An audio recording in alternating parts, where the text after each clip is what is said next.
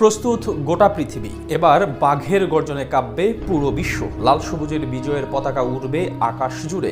ইতিহাস গড়ে ফিফা বিশ্বকাপে জায়গা করে নেবে হামজা চৌধুরী, সমিত সোমরা। কোনো রূপকথার গল্প নয়, এটাই এখন বাস্তব হবার পালা। যেই ইঙ্গিত দিয়ে রাখলেন স্বয়ং ফিফা সভাপতি জিয়ান্নি ইনফ্যান্তিনো, বললেন এগিয়ে যাও বাংলাদেশ, বিশ্বকাপ অপেক্ষা করছে তোমাদেরই জন্যে। ফিফা সভাপতির বাংলাদেশকে নিয়ে সেই বক্তব্যের বিস্তারিত থাকছে রিপোর্ট। প্রস্তুত গোটা পৃথিবী, এবার বাঘের গর্জনে কাঁপবে বিশ্ব। লাল সবুজের বিজয়ের পতাকা উড়বে আকাশ জুড়ে, গানে ভরে অন্তরে। সেই মুহূর্তের জন্য অপেক্ষা চাতক পাখির মতো যুগ থেকে যুগান্তর চেয়ে থাকা। অবশেষে সেই মাহেন্দ্রক্ষণ আসছে, অপেক্ষার প্রহর বুঝি ফুরিয়েই যেতে চলেছে। ইতিহাস গড়ে ফিফা বিশ্বকাপে জায়গা করে নেবে হামজা চৌধুরী, সমিত সোমরা। নয় রূপকথা, এবার বাস্তবতার পালা, যেখানে স্বপ্ন বোনা হবে সাহসের রেশে। যেটার ইঙ্গিত দিয়েছেন স্বয়ং ফিফা সভাপতি জিয়ানি ইনফান্তিনো নিজেই। তবে কি 2030 সালে স্বপ্নকে হাতের মুঠোয় পেতে চলা পুরো এক জাতির?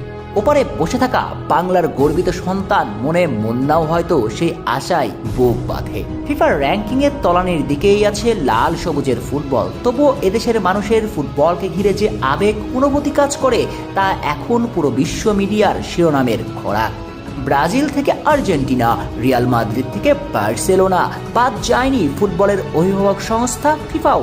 ওরা জানে খেলার মাঠে হয়তো পিছিয়ে, কিন্তু লাল সবুজের ভক্তরা এই খেলাটাকেই প্রচণ্ড ভালোবাসে। এই উন্মাদনা দেখে হরহামেশাই ফুটবলের সর্বোচ্চ সংস্থা বাংলাদেশকে নিয়ে ফেসবুকে পোস্ট করতে দেখা যায়।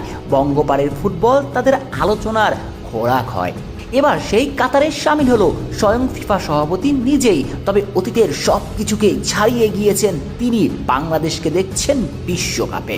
সম্প্রতি এক ভিডিও বার্তাতে দেখা যায় ফিফা প্রেসিডেন্ট এক প্রবাসী টাইগার ভক্তের ক্যামেরার ফ্রেমে বন্দী হয়ে বাংলাদেশ ফুটবলকে নিয়ে তার আশার কথা জানান, যেখানে তাকে বলতে দেখা যায় এগিয়ে যাও বাংলাদেশ, বিশ্বকাপে তোমাদের অপেক্ষায়।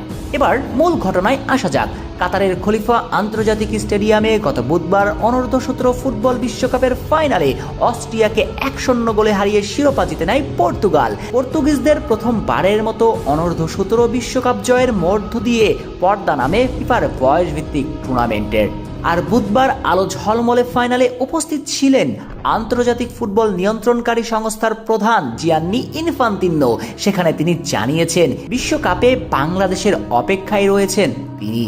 এমনকি লাল সবুজের উদ্দেশ্যে বলেছেন এগিয়ে যাও বাংলাদেশ।